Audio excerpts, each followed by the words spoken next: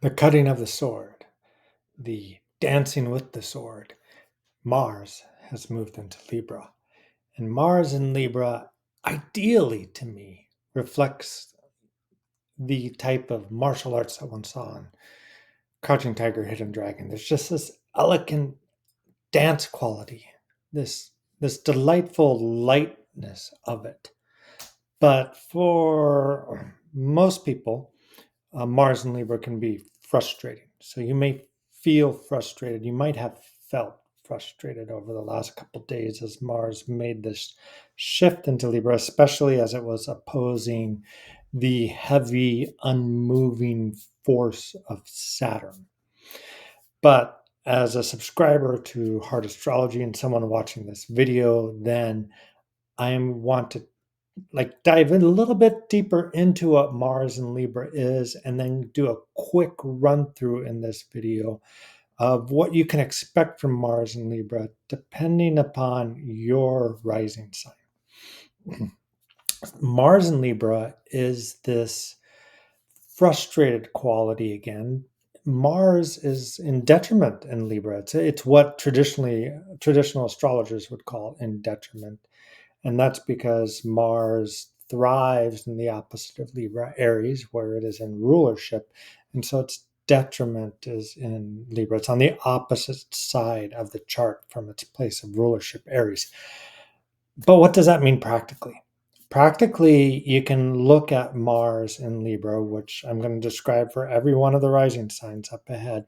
You can look at Mars in Libra as being a Mars that's frustrated because Mars energy is just go do it. Mars energy is forceful. Mars energy is cutting. Mars energy is divisive. And Libra is about bringing people together. It's about taking other people's hearts and experiences into consideration, about finding that balance. And so that's the opposite of what Mars likes to do. Think of Donald Trump. He's got Mars conjunct the ascendant, and he is forceful, he is driving, he is divisive. Whether you like the guy's politics or not, he is Mars conjunct the ascendant, exemplified. And so that energy of Mars, then, however, is frustrated in Libra because Libra is just trying to not disrupt or rock the boat. And so then Mars can't behave the way it wants to. And that's where that frustration comes up with Mars and Libra. Natives who have Mars and Libra, they learn to work with this. And a really great way to work with this is through art and dance and putting passion into art and dance and creativity. Now, that Mars and Libra, if you can think of it as someone who then is passionate about creating harmony, the spiritual warrior per se, or the very strong athletic dancer per se. Those are very much positive expressions of Mars in Libra. And if you can embody that over the next 6 weeks, because Mars is going to be in Libra until September 22nd, then you're going to get the most out of Mars in Libra. How that happens, though, that depends on your rising sign.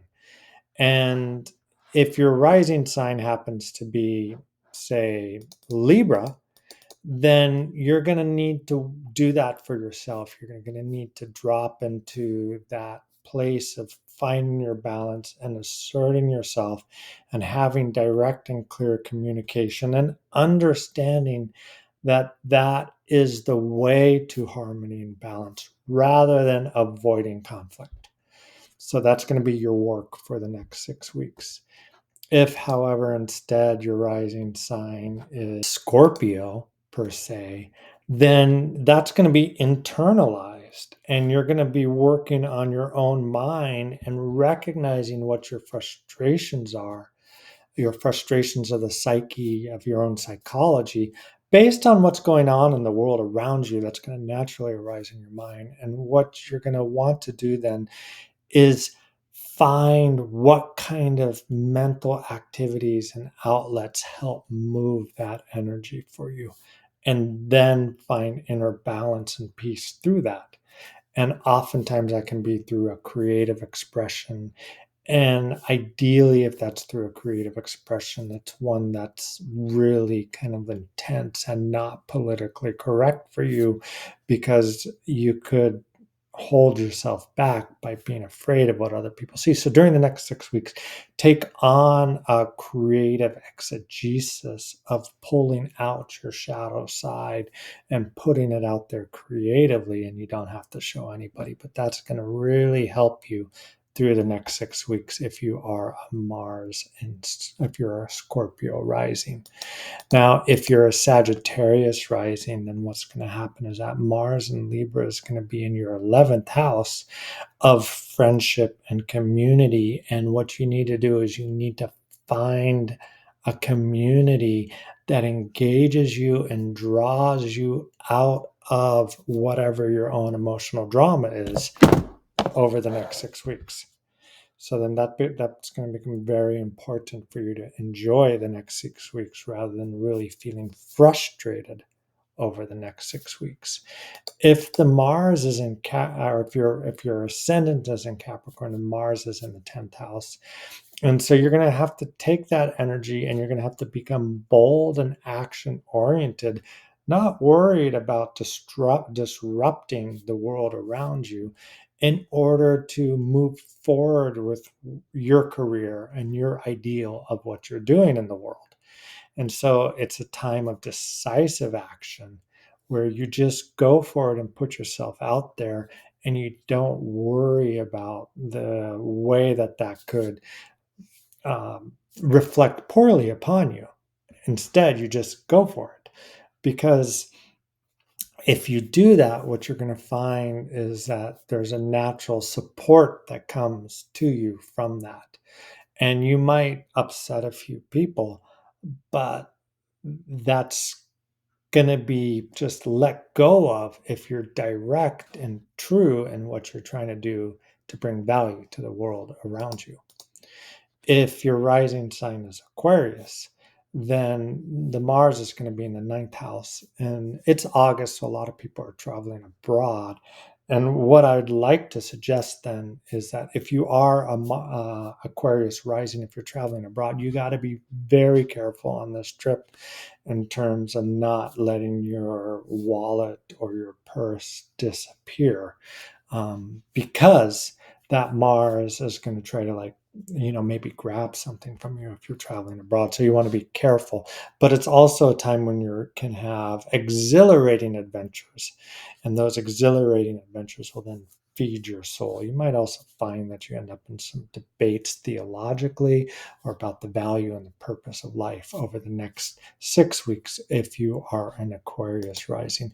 If you're in a Pisces rising, then you're really probably going to be considering how to cut through old drama and trauma. And that might be because of people who arise in your life who put that trauma in front of you. So if you're a Pisces rising, you really do not like drama. Like you grew up not wanting psychological drama. Most likely, there's some planets can change that, but most likely. And so with Mars in the 8th house, then delving into that psychological drama and touching into whatever the rich energy is in there of it, and then working with it in a way that helps you deepen your own understanding of your core values, is going to be what the world is going to be doing for you for the next 6 weeks. Now, if you're instead an Aries rising, then you're going to be having this experience of either passion for or conflict with someone who's very close to you. That's going to come up again and again. And it's meant to help stimulate your ability to move out of habitual patterns into experience of new developmental being. So it's pushing you out of your habits into opening up to new sides of your own self and your own soul. So when people come at you with that energy, be a little bit patient, and then the next 6 weeks are going to be really good for you, and you're going to like shift some relationships in a way that are positive, but you can't be emotionally reactive to get that good result in the end. If you're a Taurus rising, then it's going to be very important over the next 6 weeks till September 22nd that you really drop into your health zone, that you work on moving the energy in your body, and that you like keep everything flowing through that movement of the energy of your body through exercise or through checking in with a holistic doctor or an acupuncturist in order to keep your energy moving, because stagnant energy over the next 6 weeks energetically in your body would probably cause you to have some type of sickness. And I don't want that for you, and you don't want that for you. We've got the rest of the zodiac signs coming up. So I'm going to move on then to, if you're a Gemini rising, then really it's about your passions and your creativity over the next 6 weeks, and to really go out there and explore that creative side of yourself, that passionate side of yourself, that side of you that just enjoys and lusts for the experiences of life. And so then the more you can get into that, the more you can get into that creative place and move your body within the context of your creativity, the more your soul is going to be energized and able to carry you through what could be some harder times after September 22nd as Mars moves into Scorpio and you begin to feel a little internally frustrated. But that won't happen if you use your creative energy right over the next 6 weeks, which is why I'm telling you this. If you're a Cancer rising, well, you're probably having a great time because over the next 6 weeks, Venus and Jupiter are in Cancer. So that's just showering blessings on you. I'm a little bit jealous, but hey, that's the way it goes. But that Mars and Libra is in your fourth house. So while you're experiencing great and wonderful things, your home or your family might be in a little bit of turmoil. You might find yourself some more arguments in the house. I would highly recommend that you put up a picture in your bedroom if you're a Mars and Libra of just a group of people having fun or getting along. In Tibetan Buddhism, there's this picture called the four friends. So you could do the four friends, which is an elephant and a monkey and a rabbit and a bird, each standing on top of each other's head. And this is a story about how they were trying to get like a particular fruit off of a tree and they couldn't do it. It was a flightless bird. I'm going to go with that. I'm probably misremembering the animals, but this is how you're getting the transmission. So it's an elephant and then a monkey and then a rabbit on the monkey's head and then a bird. And they realize that they can all get the fruit to share if they all stand on each other's heads. And it's symbolic of what we can accomplish with friendship. Now, Mars likes to divide. And so, how are you going to overcome any animosity coming at you or from you towards your family is by recognizing the old roots of friendship and how those still hold strong and true. So I'd like you to like think about that as Mars is going through Libra if you're a Cancer rising. If you're a Libra rising, then that Mars is going to be in your third house. And this could create a difficult sleep time. It could be hard for you to sleep. But you could use that to learn lucid dreaming. And the way you do that is when you wake up in the middle of the night, immediately recall, write down what that dream was that you had that you woke up from. And that will help you gain the talent of lucid dreaming while Mars is in Libra over the next 6 weeks. The other thing that can do those create like arguments with siblings or kin. If it does so, then just hold your ground firmly, hold your ground steady. And again, like the antidote to any kind of negativity Mars is going to throw at you is always patience. So that's true for all rising signs. It's true for Leo rising too. Leo rising isn't always necessarily the most patient rising sign because it's, a fire sign, but patience will pay off. Patience always pays off. Patience is always the real antidote to Mars. No matter what any Hindu astrologers or traditional magic astrologers try to sell you as antidotes towards something, the real antidote towards Mars as a planetary transit is patience and clarity of what you need to let go of. And from that, then what you need to adopt, because you can't adopt good habits, good experiences, and good relationships if you're clinging to bad habits, bad experiences, and bad relationships. But anyways, did you see that? That was relationships. There's a lot of Libra in this conversation because Mars is in Libra. Now, if you're a Virgo rising, then Mars is in your second house of finances and values, and you're going to have to fight. You're going to have to fight for your money. You're going to have to fight for your values because that Mars is in the second house. And you're going to have to do so by recognizing that even if you stay true to who you are, that you have to express that to other people to get the boons that they want to offer you financially. So, like, go ahead and ask for that raise if you're a Virgo rising and you want that raise, because that raise is then going to come. If you're a Virgo rising, this is a time where, like, being financially daring could pay off, but you have to do so with that Libra quality and Libra sense of just being very clear and even while you engage in any type of struggle or for lucrative financial returns. Now, we've already talked about the Libra rising. That was the Virgo rising. So then this covers all of those topics.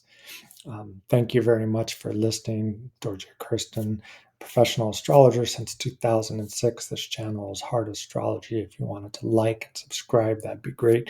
I give readings. The link is in the summary. And may you have a tremendously productive, balanced, creative, enjoyable Mars and Libra experience. The next Mars report will come out September 22nd.